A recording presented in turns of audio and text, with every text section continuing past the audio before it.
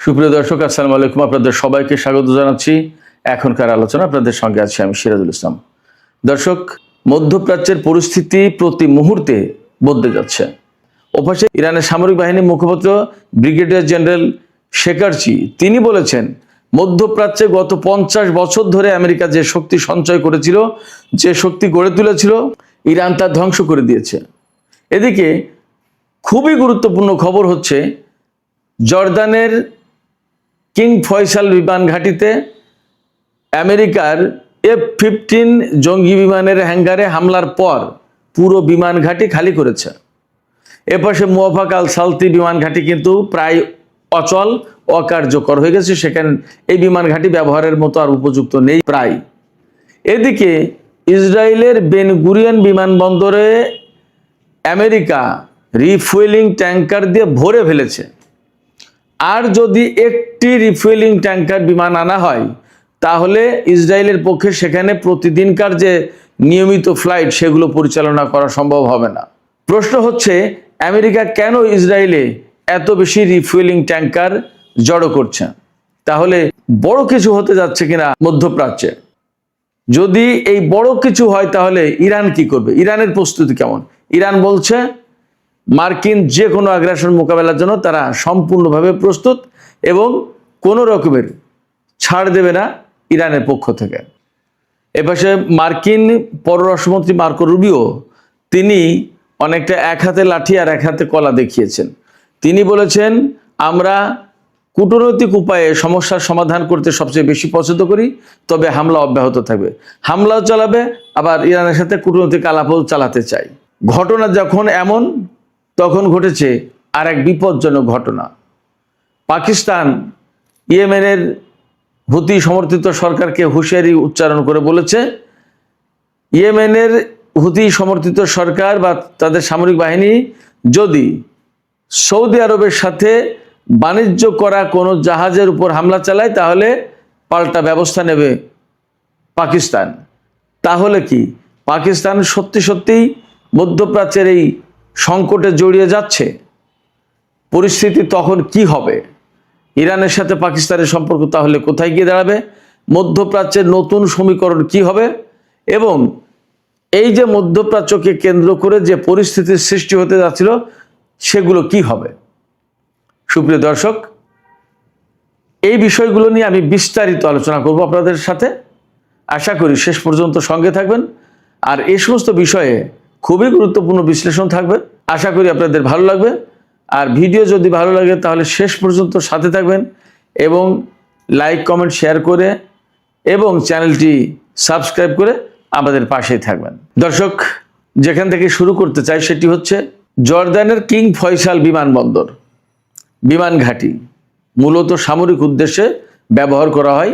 এই কিং ফয়সাল বিমান ঘাঁটিতে গত রাতে ইরান যে হামলা চালিয়েছে, সেই হামলায় আমেরিকার একটি F-15 জঙ্গি বিমানের হ্যাঙ্গার পুরোপুরি ধ্বংস হয়ে গেছে।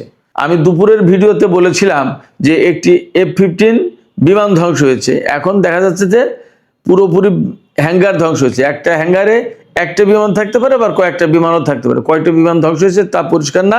তবে এই হ্যাঙ্গার ধ্বংস হওয়ার পর এখন পুরো বিমান ঘাঁটি খালি করা হয়েছে, অলরেডি হয়েছে। তার মানে শুধুমাত্র একটা বিমান বা একটা হ্যাঙ্গার ধ্বংস হয়েছে ব্যাপারটা তা না, বড় রকমের ক্ষয়ক্ষতি হয়েছে।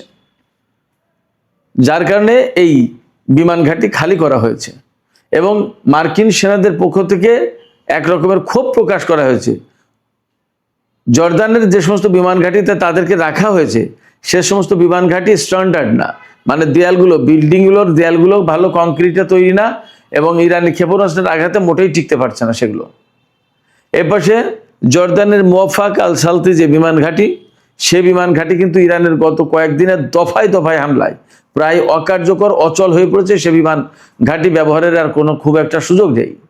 ইরান কিন্তু এই কথাই বলে আসছিল যে আর 2-1 দিন যদি হামলা চালানো যায় ঠিকমতো, তাহলে মধ্যপ্রাচ্যের সমস্ত বিমান ঘাঁটি, বিশেষ করে জর্দানের সমস্ত বিমান ঘাঁটি একদম পুরোটা অচল হয়ে যাবে। এপাশে কুয়েতে গত রাতের হামলায় আরও একটা দূরপাল্লার রাডার সিস্টেম ধ্বংস হয়েছে। ইরানের পক্ষ থেকে বলা হচ্ছে যে মধ্যপ্রাচ্যে আমেরিকার যে সমস্ত ঘাঁটি আছে সে সমস্ত ঘাঁটিতে গত কিছুদিনের হামলায়, বিশেষ করে এই 11 দিনের হামলায় একেবারে বেশিরভাগ radar system, early warning system, electronic jamming system, electronic warfare system, তারপরে আদার অনেক কিছু সিস্টেম ধ্বংস করা হয়েছে, যার কারণে মধ্যপ্রাচ্যে আমেরিকার যে চোখ, এইগুলো, এই রাডার, এই সমস্ত সিস্টেমগুলো চোখ ছিল, এগুলোতে দিয়ে দেখতো কে ক্ষেপণাস্ত্র মারছে, কে বিমান উড়াচ্ছে, কে ড্রোন হামলা চালাচ্ছে, কোথায় কি, কে কি তৎপরতা চালাচ্ছে, সমস্ত সবকিছু নজরদারি করতো, দেখতো। ইরানের হামলার কারণে এগুলো ধ্বংস হয়ে যাচ্ছে এবং প্রচুর পরিমাণে ধ্বংস হয়েছে, যার কারণে এখন ইরান বলছে যে মধ্যপ্রাচ্যে আমেরিকার যে সব চোখ ছিল সে সমস্ত চোখ অন্ধ হয়ে গেছে। ব্রিগেডিয়ার জেনারেল শেখারসি তিনি বলেছেন, ইরানের হামলায় আমেরিকার যে সমস্ত ক্ষয়ক্ষতি হয়েছে তা হচ্ছে এই এক কথায় যে গত 50 বছর ধরে আমেরিকা মধ্যপ্রাচ্যে যে সামরিক শক্তি সঞ্চয় করেছিল, যে সামরিক শক্তি গড়ে তুলেছিল, তার সমস্ত সবকিছু মোটামুটি ধ্বংস হয়ে গেছে। এখন ইরান যে লক্ষ্য নিয়ে কাজ করছে মূলত এখন সেটা হচ্ছে যে মধ্যপ্রাচ্য থেকে মার্কিন সামরিক ঘাঁটি সব ধ্বংস করে দিয়ে মার্কিন সামরিক বাহিনীকে এখান থেকে বিতাড়িত করে দেবে, এইটা হলো তাদের টার্গেট। এবং ইরান এই টার্গেট নিয়ে যে যুদ্ধ করছে বা হামলা চালাচ্ছে আমেরিকার বিরুদ্ধে বা আমেরিকার ঘাঁটিগুলোতে, আমেরিকা এটা মোটামুটি বুঝে গেছে। এবং ইরান কিন্তু এই কয়েকদিন আমি কয়েকবারই বলেছি যে এই ইরাক থেকে শুরু করে ওমান পর্যন্ত এই উপসাগরীয় অঞ্চলে যে দেশ আছে, ইরাক, কুয়েত, বাহরাইন, সৌদি আরব, কাতার, সংযুক্ত আরব আমিরাত, ওমান, সৌদি আরব আর ওপাশে জর্দান, এই যে মুসলিম কান্ট্রিগুলো, এইগুলো থেকে আস্তে আস্তে আস্তে আস্তে তাড়িয়ে একটা একটা করে তাড়িয়ে একদম গুটিয়ে একদম জর্দানে নিয়ে গেছে। জর্দান থেকে এবার ইসরায়েলে নিয়ে যাবে। এরপরে যাবে কোথায়? যুদ্ধের ভেতরে যদি এখনই বা আগামী 1 মাসের ভিতরে বা কিছুদিনের ভিতরে যদি যুদ্ধ বিরতি না হয়, তাহলে ইরান একের পর এক হামলা চালাতেই থাকবে। কারণ এই অঞ্চলে তো মার্কিন ঘাঁটিগুলোই ইরানের লক্ষ্যবস্তু। অতএব যখন ঘাঁটি সব শেষ হয়ে যাবে তখন মার্কিন সেনারা থাকবে কোথায়? মার্কিন বিমান রাখার জায়গা থাকবে না, হ্যাঙ্গার থাকবে না, তাহলে রাখবে কোথায়? অতএব এই সমস্ত ঘাঁটিতে যখন থাকতে পারবে না তখন কিন্তু আমেরিকাকে চলে যেতেই হবে।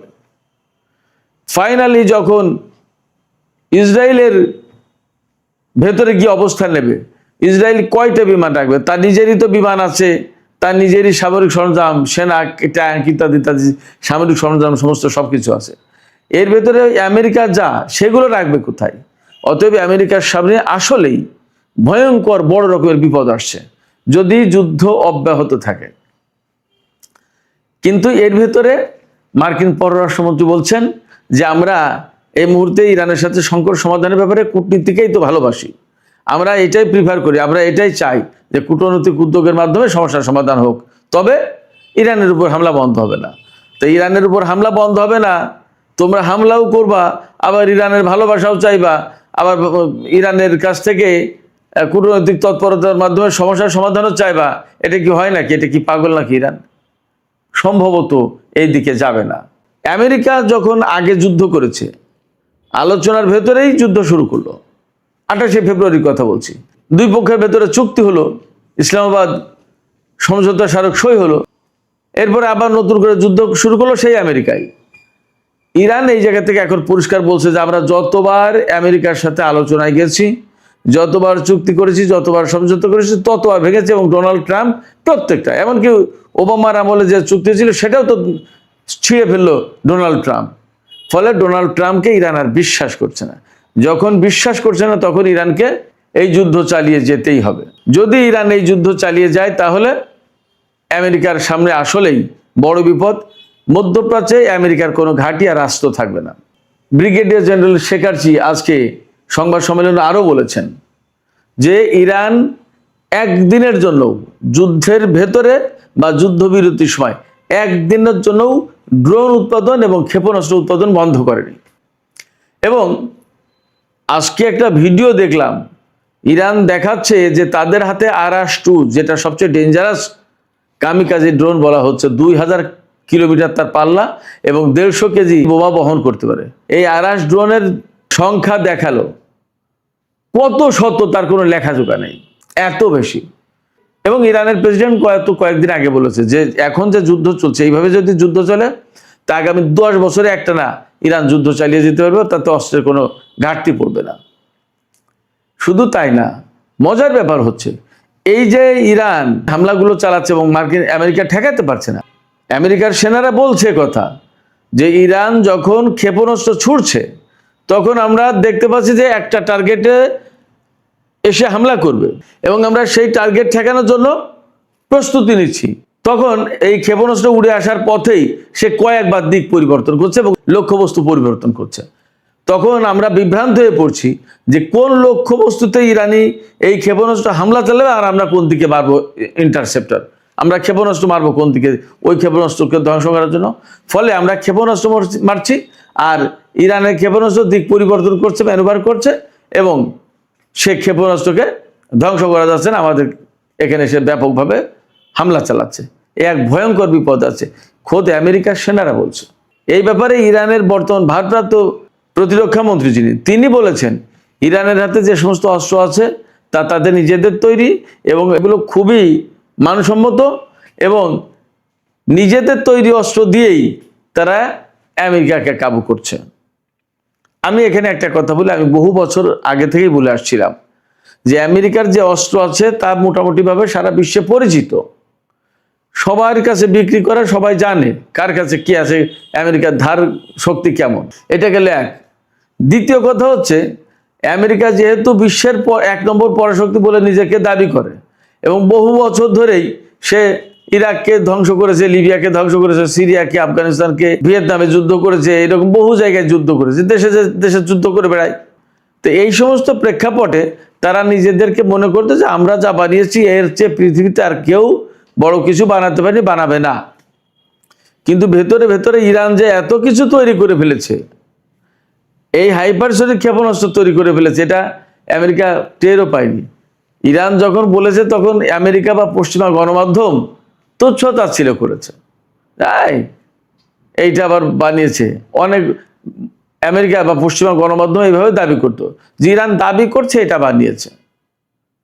এখন যুদ্ধের ময়দানে গিয়ে দেখে মানে জম দেখার মতো দেখছে এখন। যাই হোক, আমি যা বলতে চাইছি, ইরান তার নিজস্ব অস্ত্র দিয়েই আমেরিকা ইসরায়েলকে কাবু করে ফেলছে।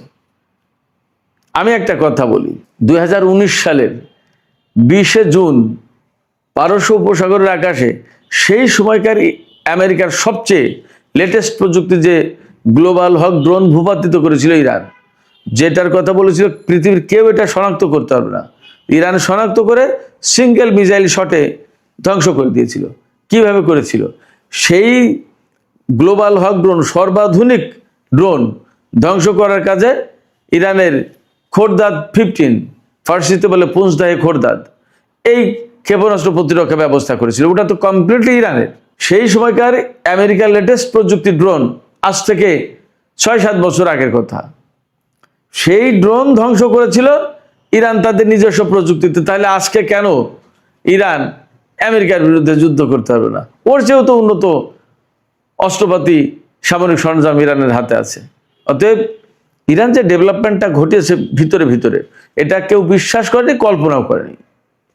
এই সুবিধাটা এখন ইরান যুদ্ধের ক্ষেত্রে প্রতিদিন এক এক ধরনের চমক দেখাচ্ছে, প্রতিদিন এক এক ধরনের ঘটনা ঘটাচ্ছে, যেটা আমেরিকা কল্পনাও করেনি। আপনারা কল্পনা করতে পারেন মধ্যপ্রাচ্যে এত এত মার্কিন ঘাঁটি, এত বিশাল ব্যবস্থা, সেন্টকমের সদর দপ্তর কাতারের আল উদেইদ বিমান ঘাঁটিতে, এগুলো ধ্বংস করে দেবে পৃথিবীর কেউ কল্পনা করেছিল? আমেরিকা এগুলোর ভিকটিম, এগুলোর শিকার এখন, এটাই বাস্তবতা। যাই হোক সুপ্রিয় দর্শক, আমি এবার ইসরায়েলের বেন গুরিয়ন বিমানবন্দরে আমেরিকা বহু সংখ্যক রিফুয়েলিং ট্যাঙ্কার রেখেছে। কত ট্যাঙ্কার রেখেছে, কেন রেখেছে, এই বিষয়গুলো নিয়ে একটু আলোচনা করি। ইসরায়েলের বেন গুরিয়ন বিমানবন্দরে আমেরিকা 33টি রিফুয়েলিং ট্যাঙ্কার বিমান রেখেছে এবং আরো 7টি বিমান রাখতে চাই। এই বেন গুরিয়ন বিমানবন্দর বা ইসরায়েলের বিমান অথরিটির যে মহাপরিচালক শ্যারন কেদি, তিনি বলছেন আর একটি বিমানও রাখার মতো জায়গা নেই বেন গুরিয়ন বিমানবন্দরে।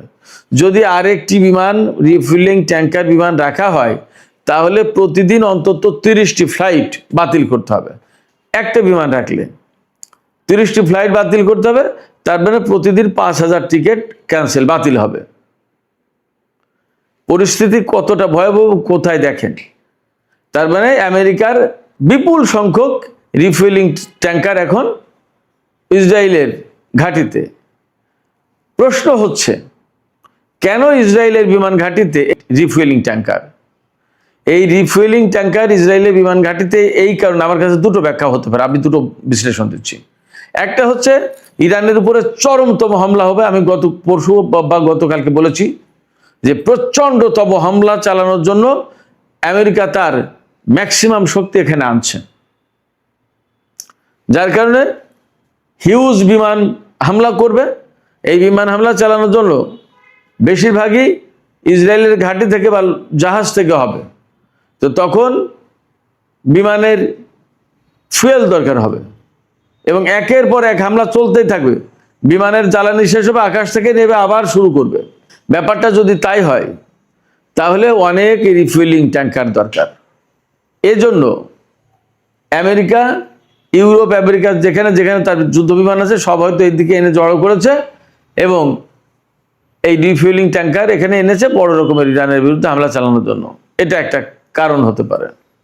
আরেকটা কারণ হতে পারে যে মধ্যপ্রাচ্যের সব ঘাঁটি তো মোটামুটিভাবে ধ্বংস। আমি আগেই বলেছি, কুয়েতের, বাহরাইনের, সংযুক্ত আরব আমিরাতের, সৌদি আরবে খুব একটা রাখতে চাচ্ছে না, ওমানে, সংযুক্ত আরব আমিরাতে, কাতারে, সব জায়গায়, ইরাকে। এখন কোনো জায়গা কিন্তু এখন আর নিরাপদ না। সেক্ষেত্রে এই সমস্ত ঘাঁটিতে যে সমস্ত বিমান ছিল সব বিমান রিফুয়েলিং ট্যাঙ্কার এখন নিয়ে বেন গুরিয়ন বিমানবন্দরে জড়ো করেছে, এমন হতে পারে। দুটো, অর্থাৎ ঘাঁটি, মধ্যপ্রাচ্যের ঘাঁটিগুলো ধ্বংস হয়ে যাওয়ার কারণে রিফুয়েলিং ট্যাঙ্কার ওখানে নিয়ে রেখেছে ইসরায়েলে, অথবা ইরানের উপরে ভয়াবহ হামলা চালাবে তার জন্য দুনিয়ার সব রিফুয়েলিং ট্যাঙ্কার এখানে জড়ো করেছে। হয়তো 2-4 দিনের ভেতরেই যে কোনো সময় বড় রকমের হামলা শুরু করবে ইরানের বিরুদ্ধে। দুটো যে কোনো একটা হতে পারে, অথবা দুটোই হতে পারে। এদিকে মার্কিন প্রেসিডেন্ট ডোনাল্ড ট্রাম্প কিন্তু বলেছেন যে হরমুজ প্রণালীতে যদি ইরান একটা জাহাজের উপর হামলা চালায় তাহলে আমরা একটা সেতু এবং একটা রেল লাইন এর উপর হামলা চালাবো। তার মানে দাঁড়াচ্ছে আমেরিকার পক্ষ থেকে কিন্তু এমন নেই যে ঠিক আছে ভাই সমস্ত সবকিছু বাদ দাও, আমরা মীমাংসা আসি, আমাদের যে চুক্তি হয়েছিল সেই চুক্তি আমরা আবার শুরু করি, এমনটা না। তারা দুটোই, অর্থাৎ ওই তলারটাও খাচ্ছে, গাছেরটাও খাচ্ছে। তারা বলছে যে হামলাও চলবে আবার কূটনীতিও চালাবে। তো এটা কি চালাবে নাকি? ইরান কি একদম এত পাগল?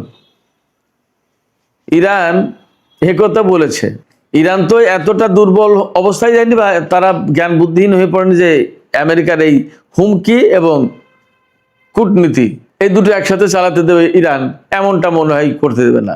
সেক্ষেত্রে হয় আমেরিকাকে কূটনীতির পথ বেছে নিতে হবে অথবা যুদ্ধের পথ বেছে নিতে হবে। এটাই আমেরিকাকেই বেছে নিতে হবে। ইরান কিন্তু এখন বলছে কূটনীতি না, এখন আমরা যুদ্ধের ভেতর দিয়েই ফয়সালা করব। তাই ইরান যদি যুদ্ধের ভেতর দিয়ে ফয়সালা করতে চায় তাহলে আমেরিকাকে হয় যুদ্ধের ভেতর দিয়ে ফয়সালা করতে হবে আর না হয় কূটনীতি। কূটনীতির কথা যদি বলতে হয় তাহলে একদম সমস্ত সবকিছু বাদ দিয়ে ভালোভাবে কূটনীতির কথা বলতে হবে, তা না হলে ইরান যাবেও না। এবং ইরান আদৌ কূটনীতির পথে যাবে কিনা সেটা নিয়েই সন্দেহ আছে। সুপ্রিয় দর্শক, পরিস্থিতি যখন এমন, অর্থাৎ ইসরায়েল, আমেরিকা এবং ইরানের ভেতরে এখন কিন্তু প্রচণ্ড উত্তেজনা, ইসরায়েলও কিন্তু যে কোনো মুহূর্তে জড়িয়ে পড়তে পারে।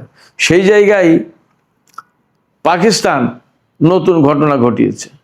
পাকিস্তান বিবৃতি দিয়ে বলছে, 2-3টা কথা বলেছে। একটা হচ্ছে উদ্বেগ প্রকাশ করেছে, একটা নিন্দা জানিয়েছে এবং একটা হুমকি দিয়েছে।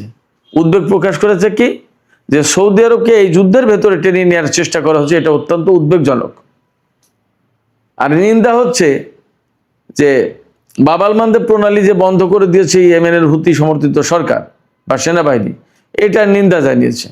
আর হুমকি দিয়েছে বাব আল মানদেব প্রণালী দিয়ে যে পাকিস্তানের জাহাজ চলাচল করে এটা যদি টার্গেট করে সৌদি আরবে যায়, সৌদি আরবের সাথে ব্যবসা করে, এই ব্যবসা বাণিজ্যের জাহাজ যদি হুতিরা টার্গেট করে তাহলে পাকিস্তানও হুতিদের বিরুদ্ধে ব্যবস্থা নেবে। এই 3টা কথা।